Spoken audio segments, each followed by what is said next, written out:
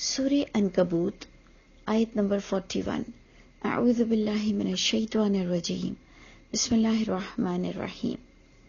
ہم نے پچھلی آیتوں کو دیکھا کہ کس طرح اللہ تعالیٰ ہمیں عبرت دلا رہے ہیں کہ بڑے بڑوں کو اللہ نے ختم کیا. اچھے بھی ختم ہوتے ہیں، برے بھی ختم ہوتے ہیں، لیکن بات پچھلی آیتوں میں یہ بتائی گئی کہ برے لوگوں کا انجام اللہ کی ناراضگی پر اختتام ہوتا ہے. اور ہم نے آپ سے کہا تھا کہ آگے اگزامپل مکڑی کے جالے کی آ رہی ہے جو آپ سورہ عنکبوت پڑھ رہے ہیں. عنکبوت کا معنی ہے مکڑی، اور مکڑی کے جالے کو ہمارے لیے کیوں اگزامپل بنایا گیا؟ بہت انٹلیکچوئل پوائنٹ ہے، آپ ذرا سا غور کریں. اللہ تعالیٰ فرماتے ہیں مثل الذین اتخذوا من دون اللہ اولیاء، مثال ان لوگوں کی جو بناتے ہیں اللہ کے علاوہ بھی اولیاء. دیکھیں اللہ کو مانتے ہوئے بسائڈز اللہ، کہ اتخذوا من دون اللہ، اللہ کے علاوہ بھی ولی بناتے ہیں. اچھا، اس میں خاص فوکس کرنے کی یہ چیز ہے کہ اللہ کے علاوہ شریک بناتے ہیں، یہ ٹرمنالوجی یوز نہیں ہوئی. اللہ کے علاوہ ولی بناتے ہیں. اور دیکھیں اگر آپ غور کریں تو قرآن کہتا ہے کہ مومن مرد اور مومن عورت بھی آپس میں ولی ہیں، یعنی دوست ہیں. پھر اللہ فرماتے ہیں اللہ ولی الذین آمنوا، اللہ بھی ولی ہے.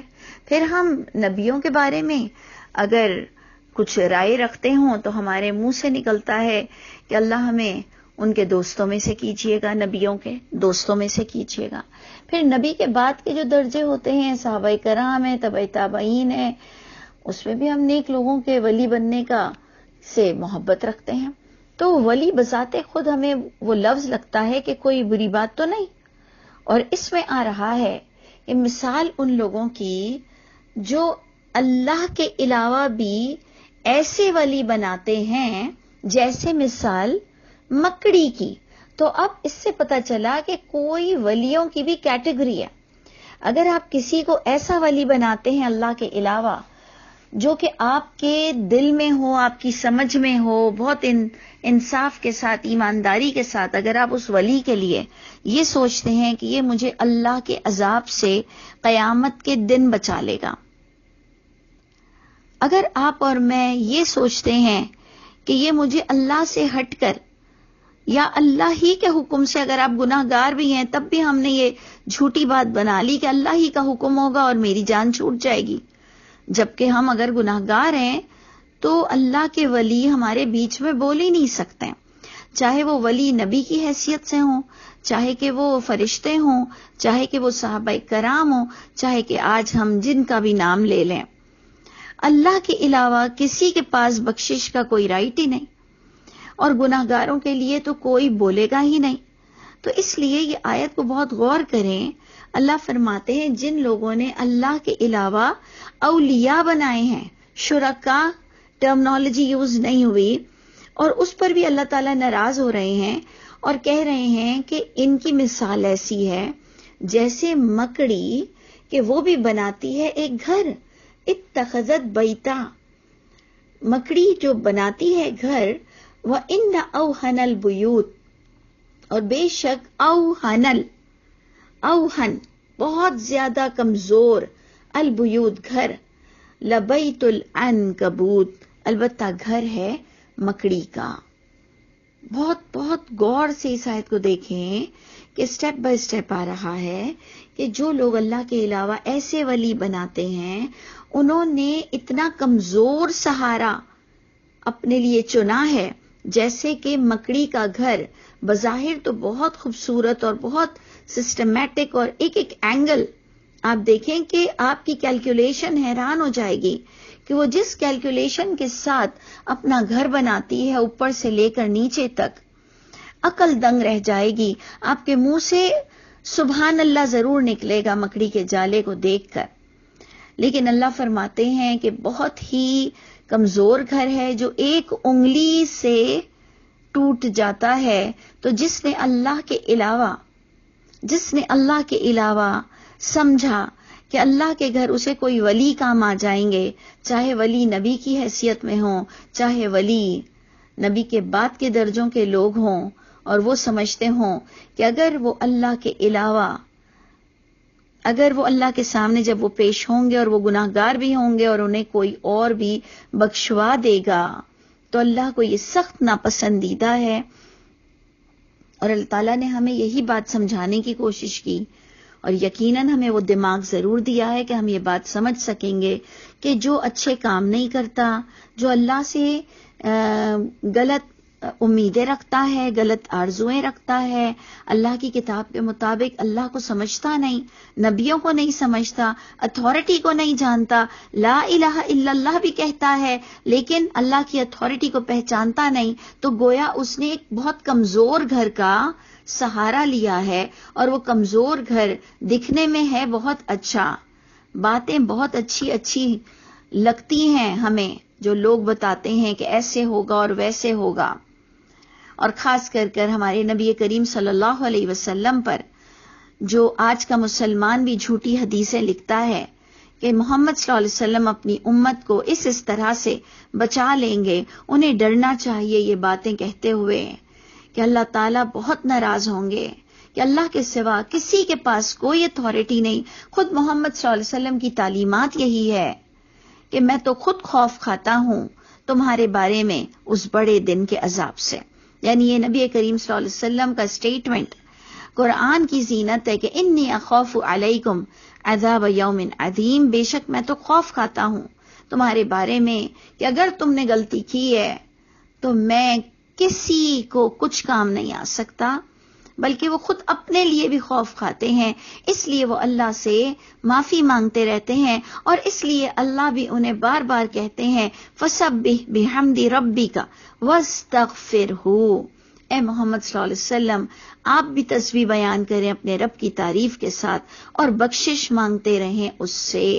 اللہ تعالیٰ کبھی بھی کوئی لغویات کام نہیں کراتے ہیں، ان نیسیسری کام اللہ نہ بولتے ہیں نہ کراتے ہیں. اللہ کا یہ کہنا کہ اے محمد صلی اللہ علیہ وسلم آپ اپنے لیے بھی بخشش مانگے، یعنی خود محمد صلی اللہ علیہ وسلم بھی اللہ کی بخشش کے طلبگار ہیں. بڑی پیاری آیت ہے.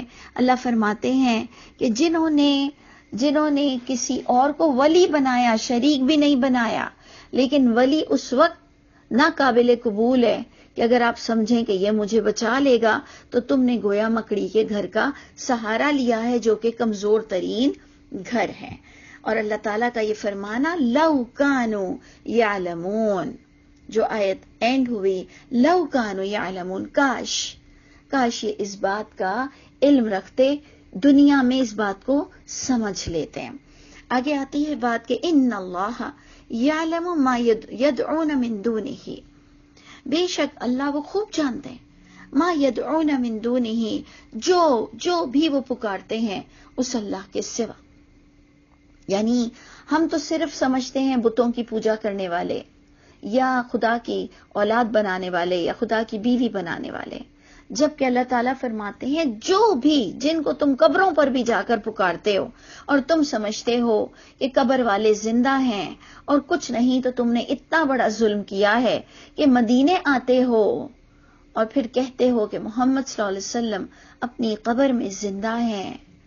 اور اللہ تعالیٰ ہم سب کو معاف کرے کہ جو نبی جنہوں نے ہمیں توحید کا اتنا بہترین درس دیا، انہی کی قبر کے پاس جو ہم مسلمان شرک کر رہے ہیں اور ہماری پوری فوکس یہودی، عیسائی اور ہندوؤں پر لگی ہوئی ہے، ہم ان کے شرک دیکھتے رہتے ہیں، ہم ان کی برائیوں کو فوکس کرتے ہیں.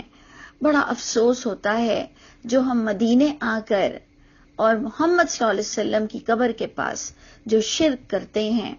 اللہ تعالی ہم سب کو توفیق عطا فرمائے کہ ہم اللہ کے ناراضگی پر نہ مریں. جو آپ نے پچھلی آیتیں پڑھی کہ اللہ نے بڑوں کو تباہ کر دیا اپنی ناراضگی پر، تو اللہ سے ہم دعا کرتے ہیں کہ اللہ جانا تو آپ کے پاس ہے، انا للہ و انا الیہ راجعون، بے شک اے اللہ ہم آپ ہی کے لیے پیدا ہوئے ہیں اور بے شک ہمیں آپ کی طرف ہی لوٹنا ہے، لیکن اے اللہ ہمیں آپ کی ناراضگی پر موت نہ آئے.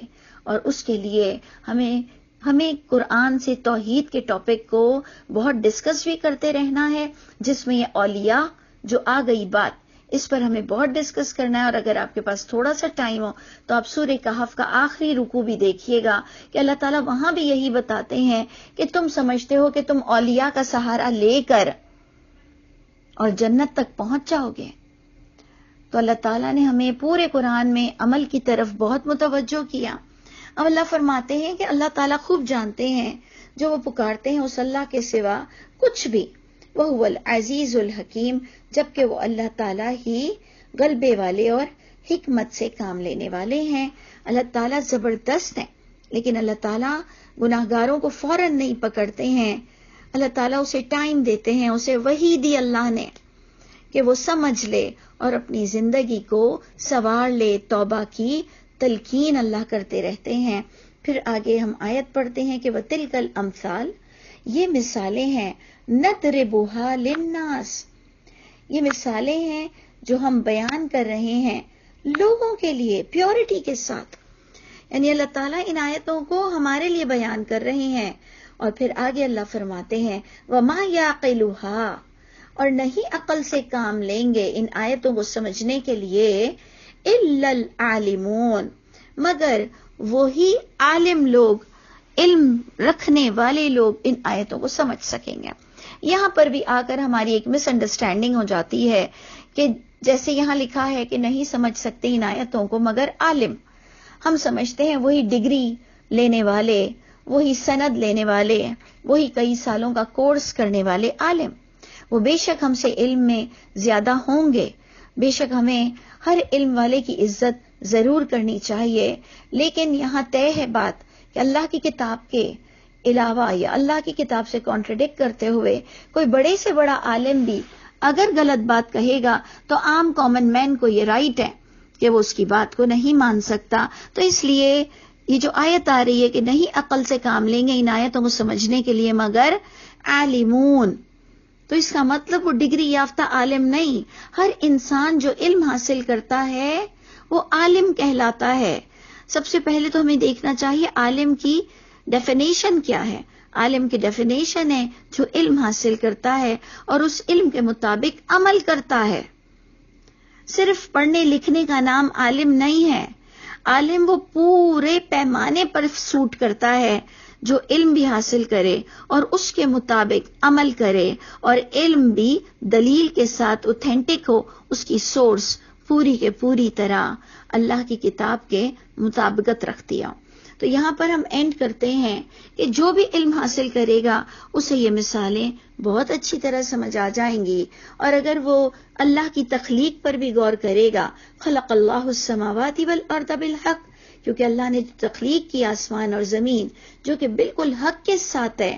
ان فی ذلک لآیہ، بے شک ان باتوں میں بھی البتہ بڑی گہری نشانیاں ہیں مومنین کے لیے. اللہم اجعلنا من المومنین، اللہ تعالیٰ ہمیں مومنوں میں سے کرے، اور اللہ تعالیٰ ہمیں ان آیتوں کو بہترین طور سے سمجھنا نصیب فرمائے اور ہمیں شرک کی پہچان نصیب فرما دے.